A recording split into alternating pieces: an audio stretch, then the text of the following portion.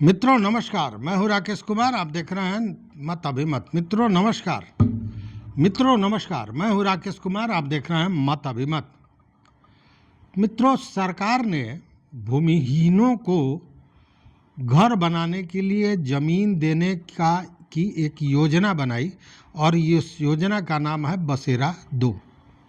लेकिन इसमें जो भारी घोटाला हुआ है, जो भारी गड़बड़ी हुई है, वो अब पकड़ी जा रही है। और यह जो मामला है यह स्पष्ट दिखाता है कि कैसे राजस्व विभाग, राजस्व के पदाधिकारी, राजस्व के कर्मचारी किस तरह भ्रष्टाचार कई तरह के होते हैं। भ्रष्टाचार का मतलब यही केवल नहीं कि पैसे के साथ कोई पकड़ा गया तो भ्रष्टाचार है।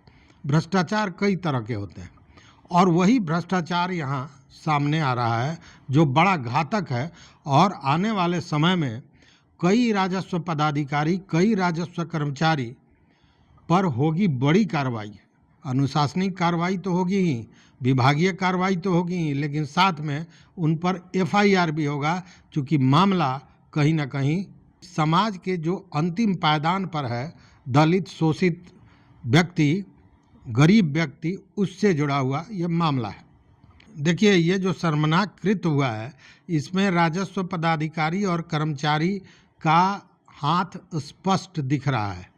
क्योंकि राजस्व एवं भूमि सुधार विभाग जब इस योजना की समीक्षा की तो ये देखा कि जितने भी आवेदन इसके लिए आए थे, मतलब वैसे गरीब व्यक्ति जिनको घर बनाने के लिए ज़मीन नहीं है और बसेरा 2 के तहत उनको घर बनाने के लिए 5 डिसमिल ज़मीन दी जाती है भूमिहीनों को, तो वैसे जो आवेदन आए थे उन आवेदनों में से 52% मतलब आधे से ज़्यादा आवेदन को हटा दिया गया, अयोग्य करार घोषित कर दिया गया, उनको निकाल दिया गया उस पूरे योजना के बाहर। और ये बातें समीक्षा के दौरान आई। जब समीक्षा के दौरान ये बातें आईं तो विभाग को ये लगा कि इसमें कहीं ना कहीं जो राजस्व पदाधिकारी हैं और राजस्व कर्मचारी हैं, इन लोगों ने जो नियम है उसकी अनदेखी की है, कहीं ना कहीं नियमों का पालन नहीं किया है, जिसके चलते इतनी बड़ी संख्या में जो आवेदन है वो निरस्त किए गए हैं, अयोग्य घोषित किए गए हैं। और तब ये कहा गया, एक तो जांच तो शुरू हो ही गई, लेकिन साथ में ये कहा गया कि जितने भी अयोग्य करार किए हुए आवेदन है, जिसको हटा दिया गया, निरस्त कर दिया गया है, उन आवेदनों का पुनः दोबारा जांच किया जाए, यह आदेश दिया गया है। देखिए, है क्या कि ये बसेरा 2 के तहत सरकार ने ज़मीन देने की योजना बनाई। ज़मीन उन लोगों को जो भूमिहीन है, जिनके पास जो उस लायक नहीं है कि ज़मीन खरीद के अपना घर बना पाए, बहुत गरीब हैं, दलित हैं, शोषित हैं, तो उनको 5 डिसमिल ज़मीन दिया जाता है।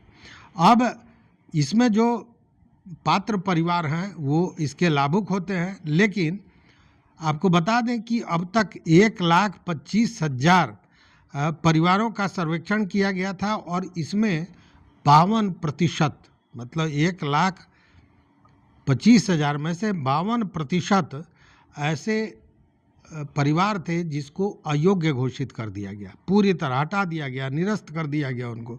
लेकिन इतने बड़े संख्या में अगर रिजेक्ट हो रहा है तो यह कहीं ना कहीं शक का कारण था। और इसी शक के कारण ये कहा गया कि जितने भी अयोग्य किए गए हैं आवेदन, उनका दोबारा उनकी जांच की जाए।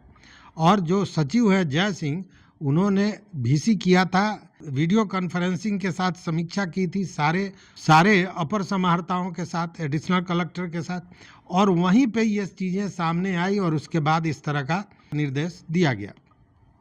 देखिए, निर्देश देने का कुछ कारण भी है, चूँकि जो ये हटाए गए हैं, निरस्त किए गए हैं आवेदन को, अयोग्य या जो लाभुक परिवार होने वाले थे उनको अयोग्य घोषित किया है, उसमें बहुत से ऐसे परिवार हैं जो मुस्लिम हैं, दलित हैं या महादलित हैं।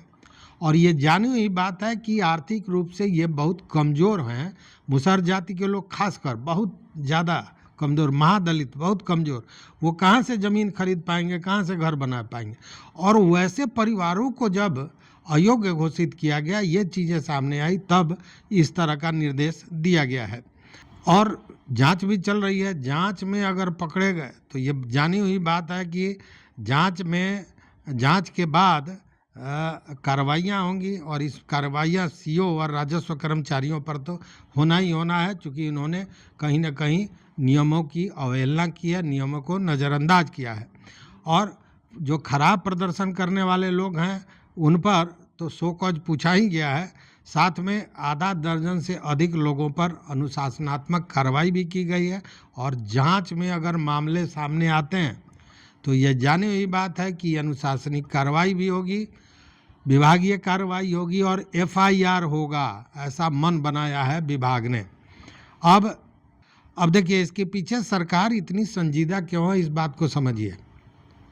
थोड़ा पिछले दिनों में जाइए, आपको याद होगा सर्वे जब हो रहा था तो क्या बातें हो रही थी कि सरकार चाहती है कि सरकारी ज़मीन को किसी तरह निकाला जाए और लोगों को भूमिहीनों में बांटा जाए, चूँकि आने वाला है चुनाव, और चुनाव में एक बड़े समर्थक के रूप में ये लोग सामने आएंगे। वही स्थिति यहाँ भी है। अभी बसेरा के तहत भूमि देना है। सरकार की मंशा है कि मैक्सिमम लोगों को ऑबलाइज किया जाए, उनको अपने साथ मिलाया जाए, उनको लगे कि सरकार हमारे लिए कुछ कर रही है। और ये जो सरकारी राजस्व पदाधिकारी और कर्मचारी हैं, ये सरकार के उस सोच पर, उस सपने पर कुठाराघात कर रहे हैं। तो स्वाभाविक है कि दंश तो झेलना पड़ेगा और कार्रवाइयाँ भी झेलनी पड़ेगी। तो देखते हैं जांच में क्या आता है। और ये जो दोबारा कहा गया है, तो इसका मतलब भी आप समझिए कि दोबारा में मैक्सिमम लोगों को इस योजना के तहत लाना है। केवल वही लोग जिनके पास पहले से घर है या ज़मीन है उनको हटाया जाएगा, बाकी सारे लोगों को ये लाभ मिलेगी। तो इस वीडियो में बस इतना ही। देखते रहिए मत अभिमत। मित्रों, चैनल पर नए हो तो सब्सक्राइब कीजिए, लाइक कीजिए, दोस्तों के साथ शेयर कीजिए और अपना विचार जरूर दीजिए। बहुत बहुत धन्यवाद, कोटिशः आभार।